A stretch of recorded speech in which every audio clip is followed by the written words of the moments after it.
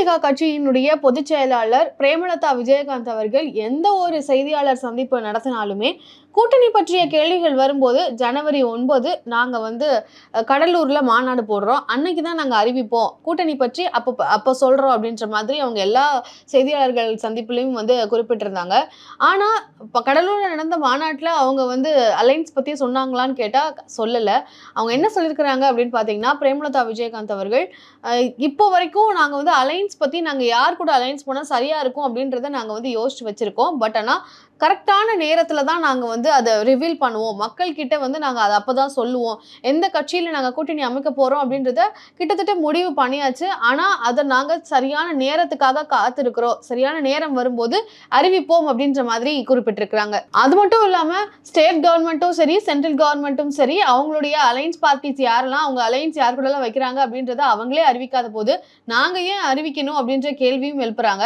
நயனா நாகேந்திரன் அவர்கள் எடப்பாடி அவர்களை சந்திச்சு பேசியிருக்கிறாரு நேற்றைக்கு. ஆனா என்ன விஷயம் பேசணும் அப்படின்றப்போ நாங்க சீட் ஷேரிங் பத்தி பேசணும் அப்படின்ற மாதிரி வெளியில தெரிஞ்சாலும் சீட் ஷேரிங் பத்தி நாங்க லேட்டரா நாங்க அனௌன்ஸ் பண்ணுவோம். எங்க சீட் ஷேரிங் கேட்டிருக்கோம், எவ்வளவு சீட் ஷேரிங் அப்படின்றது எல்லாத்தையும் நாங்க லேட்டரா அனௌன்ஸ் பண்ணுவோம் அப்படின்றதான் தெரிவிச்சிருக்காங்க. ஸோ அவங்களுமே இன்னும் எவ்வளவு சீட்ஸ் நாங்க ஷேர் பண்றோம் அப்படின்றத அவங்க தெரிவிக்கல. ஸோ இப்போ பிரேமலதா விஜயகாந்த் அதை தான் கோட் பண்றாங்களோ அப்படின்ற ஒரு பார்வை வருது. கிட்டத்தட்ட அன்புமணி அவர்கள் இபிஎஸ் அவர்களோட கூட்டணியில சேர்ந்து எத்தனை சீட் அப்படின்றதெல்லாம் பேசி அறிவிச்சிட்டாங்க. ஆனா இப்போ பிரேமலதா விஜயகாந்த் அவர்கள் சென்ட்ரலையும் சரி, ஸ்டேட்டும் சரி அவங்களே அறிவிக்கல. நாங்க ஏன்பா அறிவிக்கணும், நாங்களும் பொறுமையா அறிவிப்போம் அப்படின்றத சொல்றாங்க. அதுவும் அவங்க எதை கம்பேர் பண்றாங்க அப்படின்னு பாத்தீங்கன்னா, இவ்வளவு நாள் நம்ம சத்திரியர்களா இருந்துட்டோம், இனிமே சாணக்கியத்தனமா, அதாவது கரெக்டா புத்தியை யூஸ் பண்ணி நம்ம ஸ்ட்ராட்டஜி மேக் பண்ணி கரெக்டான டைம்ல நம்ம சொல்லணும். சத்திரியர்களா இருந்தது போதும், சாணக்கியராக மாற வேண்டிய தருணம் இது அப்படின்ற மாதிரி பிரேமலதா விஜயகாந்த் அவர்கள் கடலூர்ல நடந்த மாநாட்டுல பேசியிருக்கிறாங்க. அது மட்டும் இல்லாம இந்த ஒரு முடிவு அவங்க ஏற்கனவே நாங்க எடுத்துட்டோம், சரியான நேரத்துக்கு வெயிட் பண்ணிட்டு இருக்கோம் அப்படின்றத சொன்னாங்க இல்லையா. முடிவை பொறுத்த வரைக்கும் அவங்களுடைய மாவட்ட செயலாளர்கள், ஒவ்வொரு மாவட்டத்திலும் இருக்கக்கூடிய செயலாளர்களினுடைய ஒப்பீனியன்ஸ், அவங்க என்ன கருத்துக்கள் வச்சிருக்கிறாங்க, எது சரியாக இருக்கும் அப்படின்றத அவங்க கிட்ட இருந்து கேட்டு வாங்கி அதை ஆய்வு பண்ணி ஒரு டிஸ்கஷன் பண்ணி அதுக்கப்புறம் தான் நாங்க அதை தேர்வு செஞ்சிருக்கிறோம். எந்த கூட்டணி அப்படின்றத தேர்வு செஞ்சாச்சு அப்படின்றத அப்படி சொல்லியிருக்கிறாங்க பிரேமலதா அவர்கள். கூட்டணி அப்படின்றத வரும்போது தேமுதிகவை யாரெல்லாம் அங்கீகரிக்கிறாங்களோ, தேமுதிக கேடர்ஸை யாரெல்லாம் மரியாதையோட ரெஸ்பெக்டெல்லாம் பாக்குறாங்களோ அவங்க கூட தான் கூட்டணி அமைப்போம் அப்படின்றத சொல்றாங்க. இத்தனை நாட்கள் நம்ம வெயிட் பண்ணியாச்சு, இன்னும் சில காலங்கள் வெயிட் பண்றதுல, இன்னும் சில நாட்கள் வெயிட் பண்றதுல ஒன்றும் தப்பாயிராது.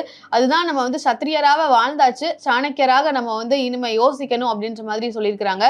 கூட்டம் முழுவதிலுமே பிரேமலதா அவர்கள் தொடர்ந்து விஜயகாந்த் அவர்களை குறிப்பிட்டுட்டே தான் இருந்திருக்கிறாங்க. தன்னுடைய கணவர் விஜயகாந்த் அவர்களை தொடர்ந்து மென்ஷன் பண்ணிட்டே இருக்கிறாங்க. எதனால அப்படின்னு பார்க்கும்போது அவருடைய தொண்டர்களை, அவங்களுடைய பார்ட்டி கேடர்ஸ் மோட்டிவேட் பண்றதுக்காண்டி விஜயகாந்த் அவர்களை பிரேமலதா அவர்கள் பயன்படுத்தியிருக்காங்க அப்படின்னு தான் பார்க்க முடியுது. கேப்டன் விஜயகாந்த் அவர்களை பொறுத்த வரைக்கும் கடலூர்ல விருதாச்சலம் கான்ஸ்டிடியூஷன்ல தான் ஃபர்ஸ்ட் டைம் 2006ல பயங்கரமான ஒரு வெற்றியை பார்த்தாரு. அதே மாதிரி இப்போ கடலூர்ல நம்ம மீட் பண்ணியிருக்கோம் அப்படின்ற மாதிரி பிரேமலதா அவர்கள் பேசியிருக்கிறாங்க.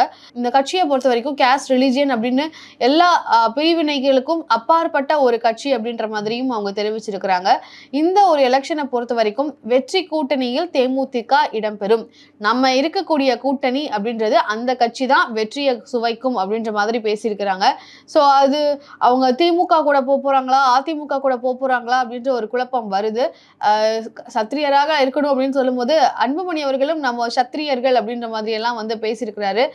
ஸோ எந்த கூட்டணியில தேமுதிக போகுது அப்படின்ற ஒரு குழப்பமானது இருந்துட்டு தான் இருக்கு. ஏன்னா கடைசி நிமிஷம் வரைக்கும் தேமுதிக ஒரு அலசல்லையே தான் இருந்துட்டு இருப்பாங்கன்றது முந்தைய தேர்தல்களை நம்ம பார்க்கும் போதே நல்ல ஒரு தெரிஞ்ச ஒரு விஷயம் தான். ஆனா வெற்றி கூட்டணி அப்படின்னு சொல்லும் பொழுது இங்க விஜயும் அவங்க ஒரு கணக்குல வச்சிருக்கிறாங்களா அப்படின்ற கேள்விதான் வருது. ஏன்னா விஜயனுடைய அரசியல் அப்படின்றது எல்லா கட்சிகள் மத்தியிலும் ஒரு தாக்கத்தை ஏற்படுத்தி இருக்கு. இப்போ காங்கிரஸே தாவேகாவை ஒரு கூட்டணி பார்ட்டியாக பல பேர் காங்கிரஸ் கட்சியை சேர்ந்தவர்களே யோசிக்க ஆரம்பிச்சிருக்காங்க. சோ தேமுதிகவுக்கும் அந்த ஒரு பார்வை இருக்கும் அப்படின்னு தான் எதிர்பார்க்கப்படுது.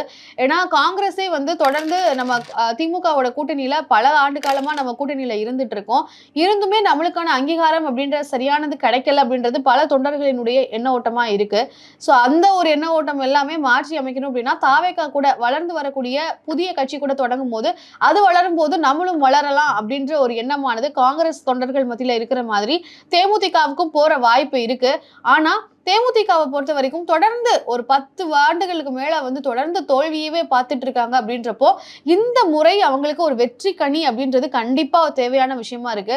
அப்படி இல்லைன்னா பாமக இன்னொரு பாமகவா தேமுதிகவும் உருவெடுக்கிறதுக்கான வாய்ப்புகள் அதிகமா இருக்கு. விஜய் அவர்கள் இன்னும் களத்துல வந்து ப்ரூவ் பண்ணல, தனக்கு எத்தனை ஓட் பர்சன்டேஜ் இருக்கு, தனக்கு எவ்வளவு பேர் வாக்களிக்க போறாங்க அப்படின்றது இன்னும் ப்ரூவ் பண்ணல அப்படின்றதுனால ஒரு தயக்கமானது இருக்கிறதுக்கும் வாய்ப்பு இருக்கு. ஸோ திமுகவா அதிமுகவா அப்படின்றத தேமுதிக இப்ப வரைக்கும் அறிவிக்கல. 9ஆம் தேதி அறிவிப்போம் சொல்லியிருந்தாங்க.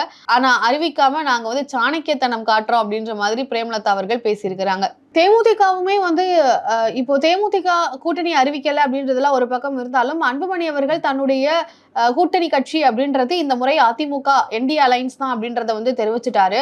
ஆனா ராமதாஸ் அவர்கள் என்ன செய்ய போறாரு? ராமதாஸ் அவர்கள் பக்கமும் ஒரு கூட்டம் இருக்கு. 2 விஷயமா வந்து பிரிஞ்சிருக்கக்கூடிய பாமக எந்த புறம் வந்து ராமதாஸ் அவர்கள் போறாங்க அப்படின்ற கேள்வி வரும்போது தொடர்ந்து திமுகவை வந்து திமுகவினுடைய ஆட்சியை வந்து பாராட்டி வந்து பேசியிருந்தாரு.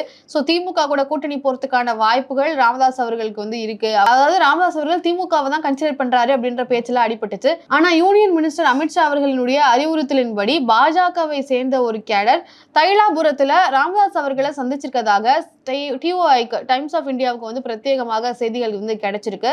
அதாவது தைலாபுரத்துல ராமதாஸ் அவர்களை சந்திச்சு அன்புமணி அவர்களுக்கு கிடைச்ச சீட்டை விட உங்களுக்கு அதிகமான சீட் நாங்க கொடுக்கிறோம் அப்படின்ற மாதிரி பேச்சுவார்த்தை நடந்ததாக வந்து சொல்லப்படுது.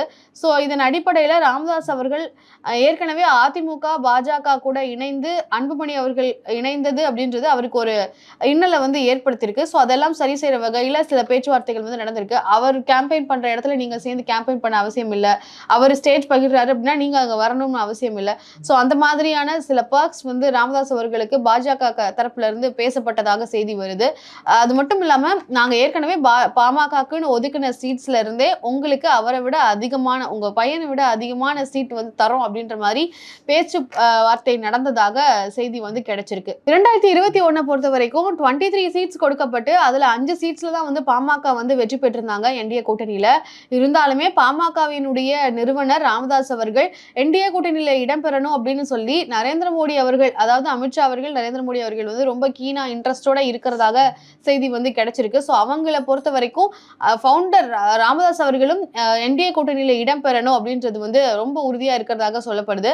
ஸோ இபிஎஸ் அவர்களுடைய கூட்டணியில கிட்டத்தட்ட ஓபிஎஸ், டிடிவி, அதே மாதிரி பாமக நிறுவனர் ராமதாஸ் அவர்கள், இப்படி எல்லாருடைய வாக்குகளும் யாருமே வந்து சதறி போயிடக்கூடாது, எல்லா வாக்குகளும் வேணும் அப்படின்றது தான் வந்து பாஜகவினுடைய நிலைப்பாடா இருக்கு. நயனா நாகேந்திரன் அவர்கள் தேமுதிக கூட என்டிஏ கூட்டணியில இடம்பெற்றா நல்லா இருக்கும் அப்படின்ற மாதிரி தான் பேட்டியில வந்து சொல்லியிருக்கிறாரு. ஏன் டிவிகேவையே வந்து என்டிஏ கூட்டணிக்குள்ள கூப்பிடுறாங்க. ஸோ இப்படி எல்லா வாக்குகளுமே எங்களுக்கு வேணும், யாருடைய வாக்குகளும் வீணடிக்க கூடாது, சதற விட்டுறக்கூடாது அப்படின்றதுல அதுதான் பாஜகவினுடைய ஒரு ஸ்ட்ராட்டஜியா இல்ல பாஜகவினுடைய என்ன ஓட்டம் அப்படின்றது தெளிவாகவே தெரியுது. திமுகவினுடைய கூட்டணியில இருக்கிற கட்சிகளை தாண்டி அனைத்து கட்சிகளும் பாஜக கூட்டணியில இருக்கணும் அப்படின்றதுதான் பாஜகவினுடைய மேலிடம் வந்து விரும்புறாங்க அப்படின்றதுதான் வந்து இதன் மூலமாக தெரியுது.